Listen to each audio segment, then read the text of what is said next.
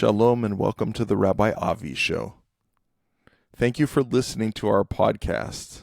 Please like, recommend, rate us well, and subscribe to the Rabbi Avi Show.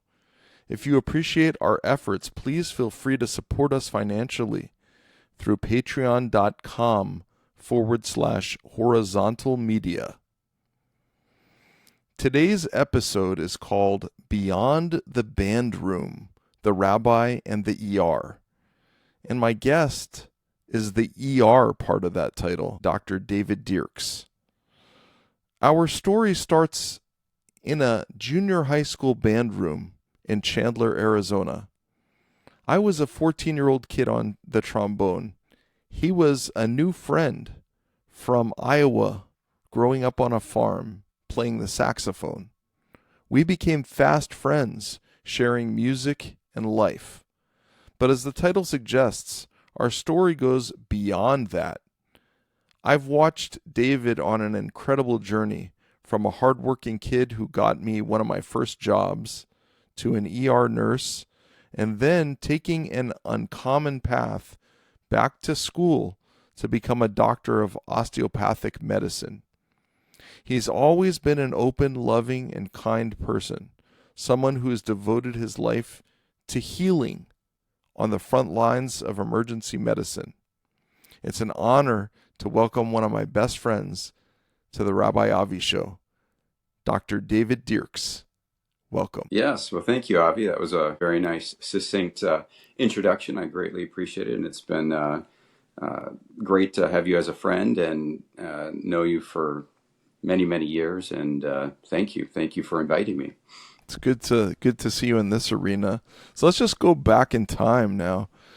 Do you remember what it was like for you as a kid moving from a small farm in Iowa to land in Chandler, Arizona, of all places, and to meet me? Yeah.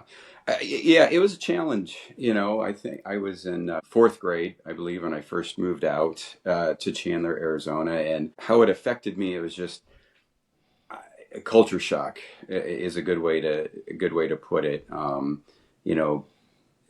Living on a farm and having nobody around and having to, rely on yourself and family, and maybe having one or two good friends, to being transported to a different place of the country where everybody looks different than you are. Everybody acts different, looks different, and what you once knew as normal is completely different. So it was a challenge for me, for sure. Ultimately, it seems that helped to shape you and to make you that much more poised to succeed, probably, than many of our friends who just kind of grew up in the same spot. So it seemed to be a huge asset. I agree. So Dave, we spent so much time together in the band room, and in those days it was like a culture in and of itself. How do you look back on those musical experiences? Yeah, they were great. I remember, symphonic band and jazz band and marching band. We were also in chorus together, and all of those times playing music. It's a expression of yourself. You can be able to express yourself in a creative way, but you can also connect with other people on a different level than just talking. And I think that is very important for a human to have those connections with other people in different ways. And I think it brought us together, for sure. And over time, I think it just is a very beneficial thing to connect to people with music. Do you think it shaped the way you approach teamwork today, especially in high stakes environment like the ER? Yeah, I mean the ER. I specifically think of marching band and how there's so many moving parts in marching band. There's the flag people, the drum line. You have the director.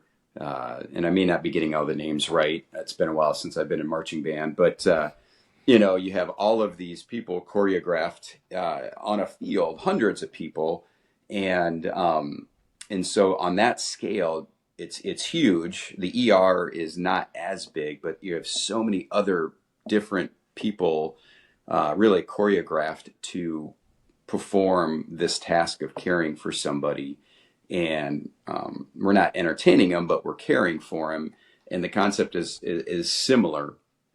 Everybody has to be working before you can have an optimal result. And just, yeah, it definitely has analogies to each other for sure. It's really fascinating the way that those things translate into stuff down the road as we, especially in our adult lives. Yeah. I've always been so grateful for how you embraced me. We really didn't have any Jewish kids in our school. I was one of the few. And I know you grew up in a Lutheran Christian tradition. I know you're not the most religious person right now, but it was never an issue for you, my Jewishness. What was your perspective on our friendship in that environment back then? Yeah, I think, I've always been fascinated by other people, other cultures, and I think it just, you being Jewish probably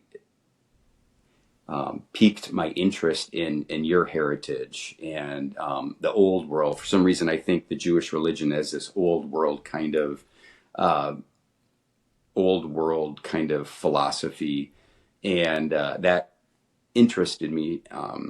But then I think also at the same time we were in high school, you kind of went through a period where you kind of were against religion. You kind of were questioning your religious background, and which I think many kids do. And I was doing the same. I was doing the same thing, just not in such a dramatic fashion, I think, as you. You kind of were like really black and white when it came to it, where you're questioning your religion. And for me, it was kind of just a slow progression of me losing my religious beliefs, and I think it was at a time where we're both kind of questioning things, and I think that also was a, what I noticed about our relationship. But it wasn't even a thought, really. I mean, it was a thought, but it wasn't like I think it made us stronger, learning about the Jewish religion and learning more about your heritage. I appreciate that, and I also Yeah. appreciate you remembering my struggles at that time. And Hmm. I did become a staunch atheist Yeah. during that time, and you were one of those people that we could bounce ideas back and forth off each other. We really talked about everything. It was wonderful to have you in my life at Hmm. that point, and to keep you in my life. Um, Yeah. I want to share a memory that means a lot to me.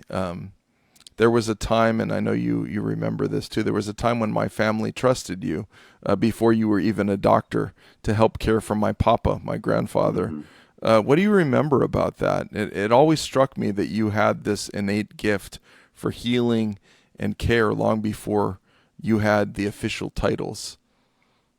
Yeah, I felt very honored. I think your grandfather, your grandmother taught me a lot. Believe it or not, they taught me a lot of just living, and um, it went beyond caring for them and helping your grandfather and helping your grandmother. It was you could tell they were such good people, and that Mm. they taught me lessons that they weren't intending to teach me lessons, but just being who they are, I learned from them, and has made me a better person today. Oh, that's so beautiful. For our listeners, my papa, he was born in 1896 and he lived almost to be 101, and you were there at the end of Yeah. his life, and so you Hmm. really it was for me it was always strange to have such older grandparents compared to a lot of my friends, but I'm glad to hear that they had such an impact on you. It was took a load off of, I know, my parents' minds to have someone close to our family who was able to lend a helping hand. You, David, you had a successful and vital career as an ER nurse. And as I mentioned, it's not a common path for a nurse to then decide to go all in and become a physician. What was the moment or the driving force that made you say, I need to take this next massive step? Yeah, I think it was kind of the right place at the right time. I was going through a divorce, and so I was kind of living in the moment for me at the time. I felt like I needed to do something to enhance my identity, my person. And then having my brother say, hey, who was a nurse, saying, hey, come down, work in the emergency room at Banner Desert Sam at the time, the most busiest ER in Arizona. He's like, why don't you come down and work here? And so prior to that, the 3 years that I was nursing, I had no intention of being a doctor, because I felt like I just was not impacting people. Like those doctors and those areas, just, I felt like they weren't, it wasn't as impactful. Once I went to the ER, I knew within weeks that this is a place that I could see myself working for a long period of time. And so I think it was just the right time at the right place that I started working in the ER. I was in a kind of transformational time, and that just kind of pushed me to want to further my education.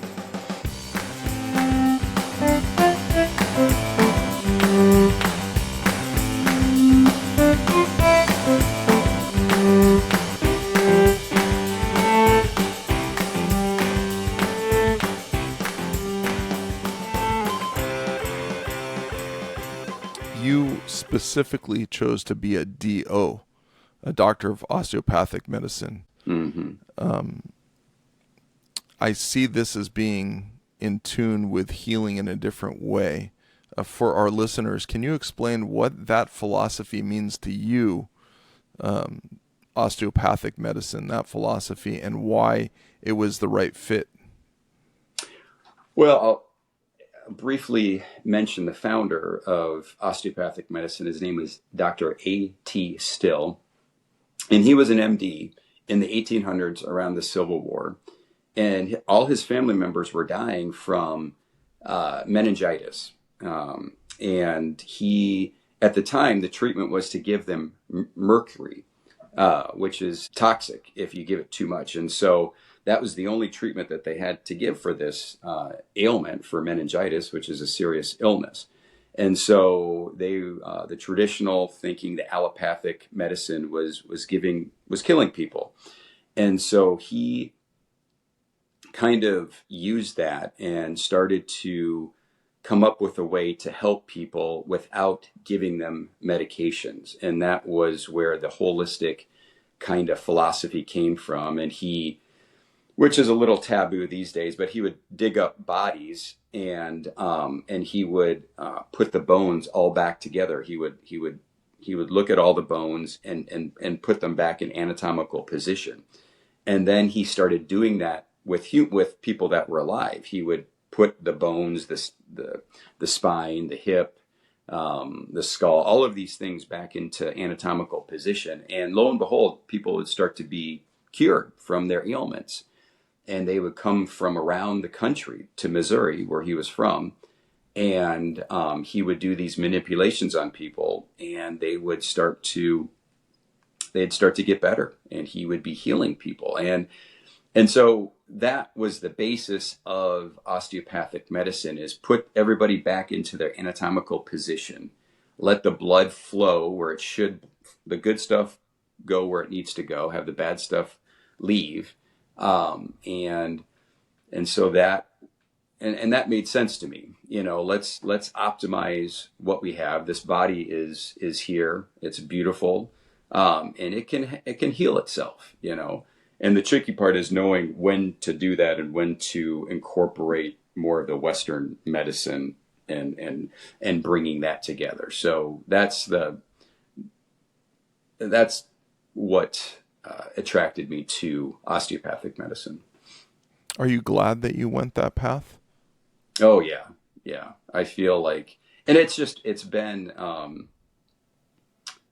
the allopathic or the MD route has really dominated the medical world for hundreds of years. But I don't know if that's the best way to treat somebody. There were other modalities of healing prior to that, but the MDs kind of pushed everybody out. They pushed all of the homeopathic, osteopathic. They, like, in the 1800s, they kind of pushed everybody out politically because they wanted to dominate. And I think it's been validated that the osteopathic way, it helps people, and our numbers have kind of increased, and it's proven to be just as helpful to the human body than other treatment modalities or specialties. I've seen, and for me, in my role as a rabbi, visiting people in the hospital and seeing how medicine is just pushed on people, and just it's kind of the first resort, it seems, too often. So I really appreciate your perspective as looking at the whole person and what can be done before we kind of just inundate that person with different kinds of meds. Right. But I just want to kind of switch gears. How did your years of hands-on experience as a CNA and as an ER nurse make you a different kind of doctor than your colleagues who went straight through a traditional pre-med med school track? Yeah, I think it helped tremendously, just giving you the confidence and understanding of what the medical system is. A lot of people coming out don't understand how to talk to people in a clinic setting or in just a medical setting, and that's the most important thing, is relationships and talking to your patients, talking to family members about their health, and then also helping them navigate the healthcare system, and giving them your knowledge on how to just put everything together. And people coming out, going right into medicine without that knowledge, they'll get there, but it takes them a little bit to get there, depending on what their background is. And I see plenty of people without any healthcare knowledge, without any family members in medicine, and they struggle for a bit. They do, but the learning curve is steep, and they get there. I had a shadower the other day, and she was in college, and I think she was pretty shocked at what went on in the emergency room, and kind of the fast pace and just the things that we saw. I'm not sure if she's going to pursue medicine after that, but maybe. I mean, we need people, but she was pretty quiet and didn't talk a lot. So Can be a rude awakening, I'm sure. yeah, I'm sure. So you and your wife are both emergency room doctors. mm-hmm. What is that like? How do you two manage the stress of that shared profession and support each other at home? Do you have a no shop talk at the dinner table, or how do you do this? Yeah, it would be impossible for us to do that, to have that. We have to talk about our cases, and that helps de-stress and gets some of these stuff out of our heads. But we've done it. We've been able to navigate it. I think just you need to support each other, recognize that each of us needs support, and from us, from other places, and really try to be there when they need they need help, and but also giving them space to be able to do their own thing. You got to have hobbies. You got to be able to de-stress. I think they say the average lifespan of an ER physician is about 12, 13 years. and then they either retire or usually they move to something else. They do something else. It's a high burnout profession.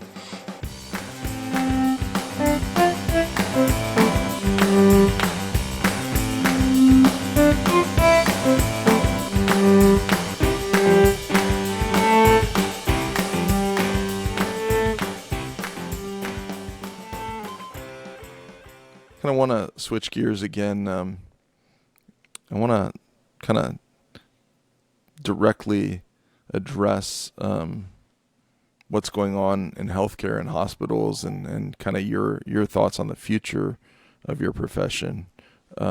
You've been on the front lines of the emergency medicine for years now. Hopefully you're not reaching that 12-year burnout point. It's close. It's getting there. It's getting there. You know, both in Arizona, and now you're back in Iowa. What is the single biggest challenge you see facing hospitals today? I think the biggest challenge is that our healthcare system is being is on the basis is being ran by capitalism, and that just when you have capitalism, which is for a profit, you have the stakeholders all want a profit, and they will do anything for their profit, and that means the care of somebody is going to be navigated by a capitalistic society. That means care will be limited.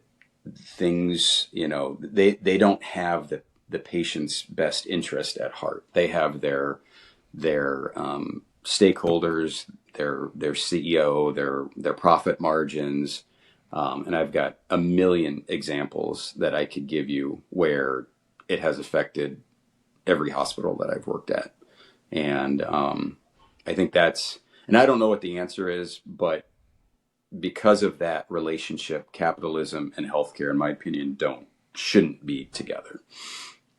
It's a tough, and I don't disagree with that. And on the other hand, then socialism presents its own problems too. So it's kind of like we all hear about the long lines in countries where they have, even in Israel, they have socialized medicine, in Canada, and then you can wait months and months to get in to see a specialist or something like that. So it's like the whole thing is frustrating, I'm sure, either way. And we don't want people trying to think about profit margins when we're trying to get healthcare, and we also don't want to wait in line. So it's like, I agree. I don't know what the answer is, but maybe a modified way of managing, like, I don't know, have a closer look at what the insurance companies, what their profits are, what these big hospital companies, like corporations, what is the profit margin?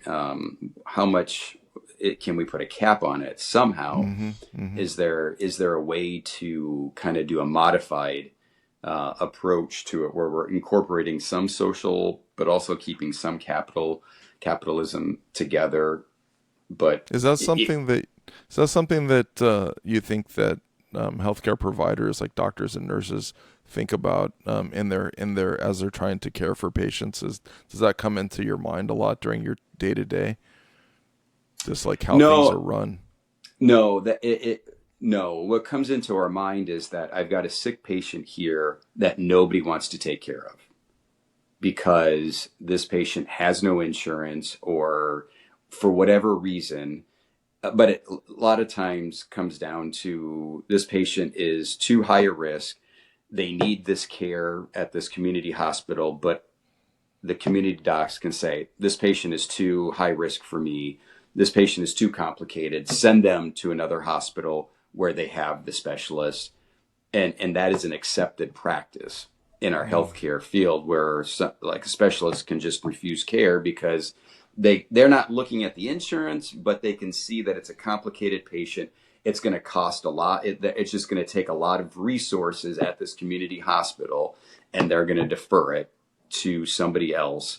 And so and under our laws, we can do that. And there's really no ramifications for that community, for that specialist to say, no, I can't take care of this patient, send him to the tertiary care center. And then this person is stuck in what I call medical purgatory, where they're just stuck in my ER and nobody wants to take care of them. And that's what I see. And that's what is happening. That's got to be very discouraging. Yeah, it's sad. So it's very important to know people in medicine. If you make relationships with all your doctors, with all your specialists, you want to have, and you want to make those relationships. So when you do get sick or a family member gets sick, you can have that, already in place. Got to be an advocate for yourself, it sounds like, and it says it goes back to the band room there, like knowing how to communicate with people. The system is not going to help you. The system can negatively impact you for sure. And you said 12 years is the average that ER docs can tolerate what their environment is basically. How much is that impacting patient care as well? The fact that people are getting burnt out on it. Oh yeah, huge amounts. After COVID, 10% of the workforce left.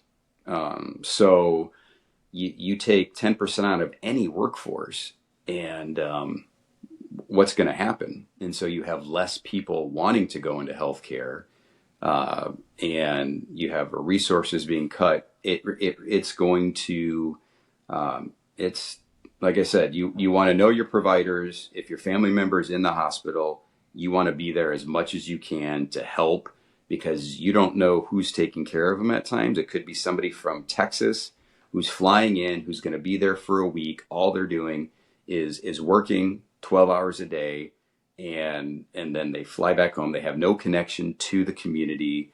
They're just there to make as much money as they can, and so you want to be there for your family member to make sure that you can be an advocate for them, that you can help, you can watch what's going on, and because it's scary. You were part of that for me personally. I mean, just having friendship with you, and we remember, and I mean, you've had illnesses in your family as well. For our listeners, my mother, I just finished saying Kaddish for my mother. She passed away less than a year ago, and before that, she went through a very difficult illness, and she had, I would say, a miraculous recovery. But you were a part of reaching out to and checking in and to see if the doctors were doing the right thing, and you were very gracious. And of course, you've known my mother. You knew my mother for many years as well, and you did what you could do, and we were all trying to do. It was a full-time job just to try to advocate for her care. And and everybody needs to do that. Get onto the My Chart. Talk to the doctors. Call them, message them. Let them know that you care about your family member, that you're there, and those things, because are very important. And they're humans too. But I think if you really show that you're involved in their care, they're going to take the extra effort,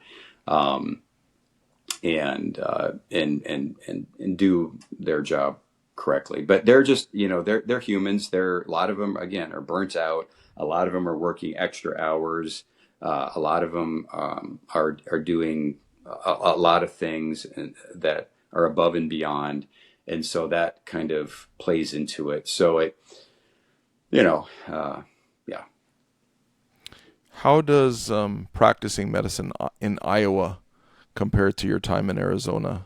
What are the unique challenges or rewards of working in a different part of the country? That part of the country, specifically the Midwest. Yeah, that is I can't answer that 100%. I was a nurse at the busiest ER in Arizona, and I didn't appreciate, the overall state of medicine, of the healthcare field at that time, as much as I do now. And so now I have a different understanding and appreciation, and the resources are different than, Iowa is a rural state. We only have I think we have two level one traumas. I think Phoenix has maybe, just off the top of my head, maybe 6, 7 level one trauma hospitals. And when you have a level one, yeah, so it makes a big difference. Phoenix has a ton of specialists. They have the neurosurgeons, they have the spine doctors, they have all of these specialists, where here in Iowa, you could transfer somebody hours just for the one specialist that we have in the state. And so that I can't, but I can speak more about the current state, at least in a rural state. And it's not good. I mean, it's going to get more challenging because there's going to be a lot of money taken away from these rural hospitals. And they're worried. These hospitals are worried. They don't know what to do. They're not, they're having town hall meetings. They know that they're going to have to cancel services. They know that they're going to have to limit something. They're going to have to take away services that they provided. And they don't know which ones. And so we're all preparing for that.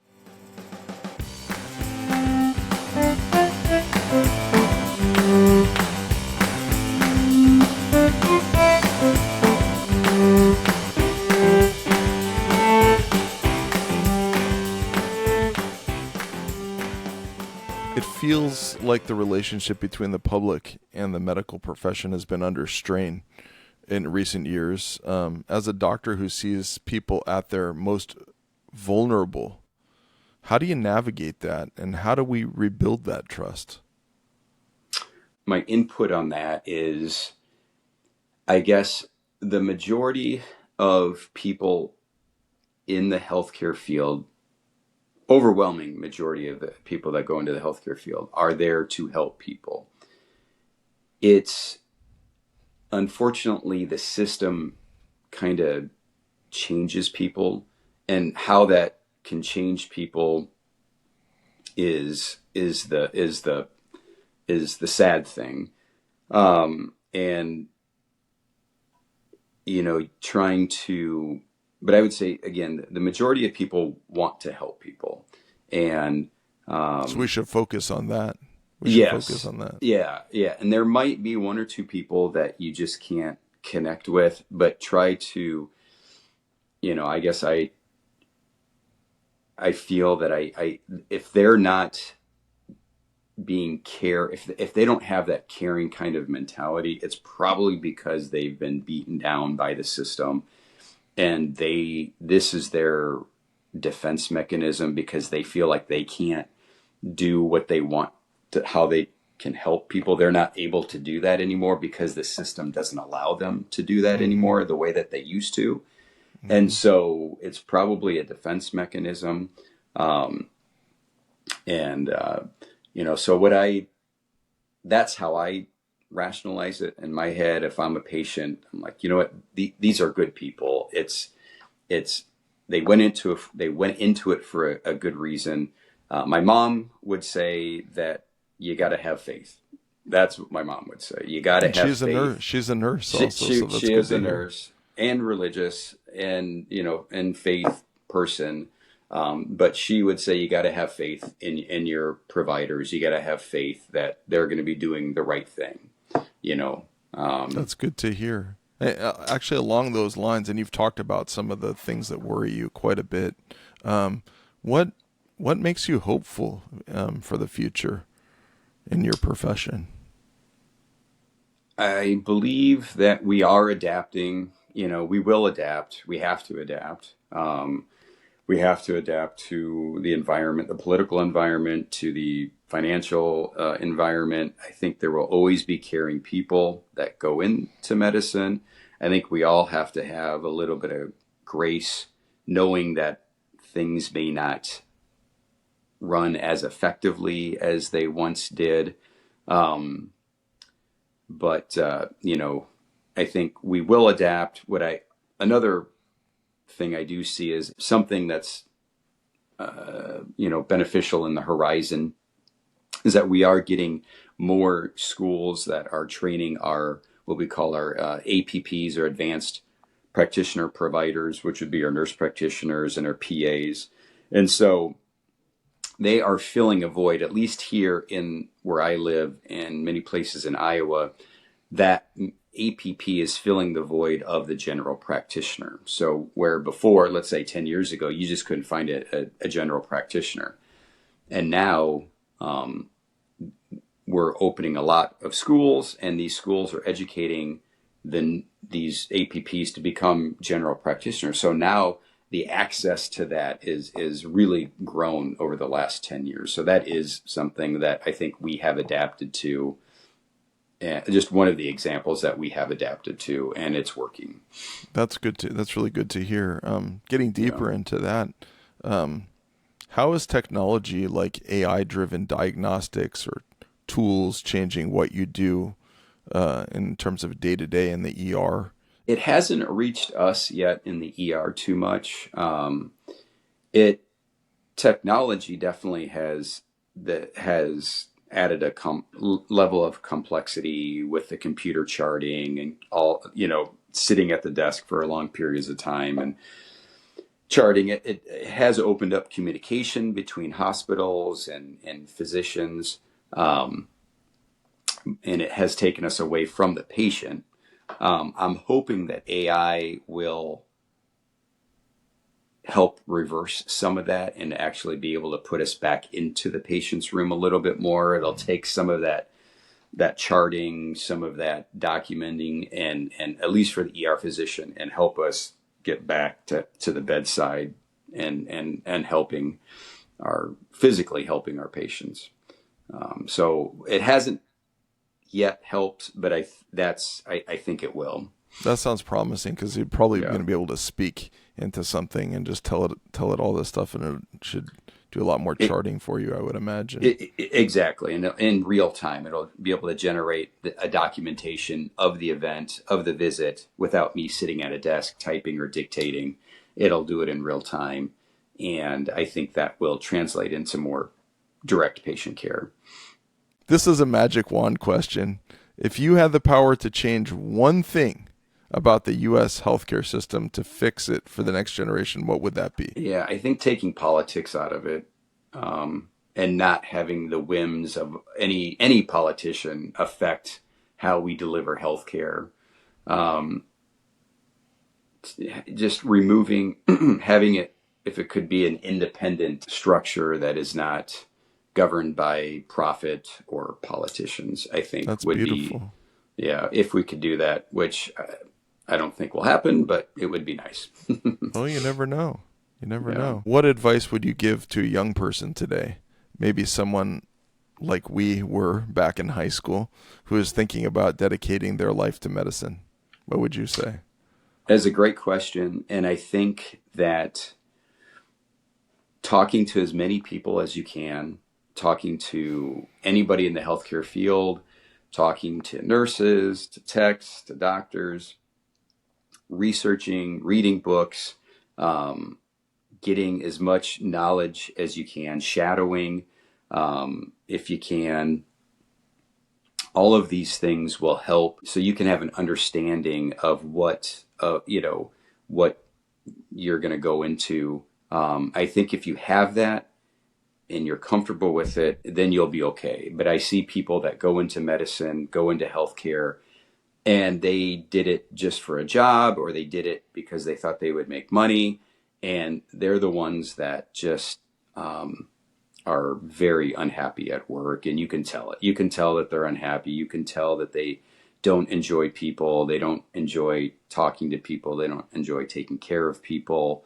And you can tell that it probably wasn't what they expected. And so if you can kind of do some research ahead of time it will translate into a much better career for you. It's good advice.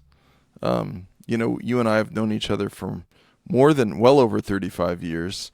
I want to tell you, Dr. Dierks, it's been soothing for me just to know that you're there in the background, even many miles away, but just a phone call away. And I just feel like you and I can pick up the phone and just pick up where we left off. It's one of those friendships. I mean, we've got stories, we've got some, we have scary stories, we have funny stories, we have depressing times. We've shared beautiful, uplifting moments together.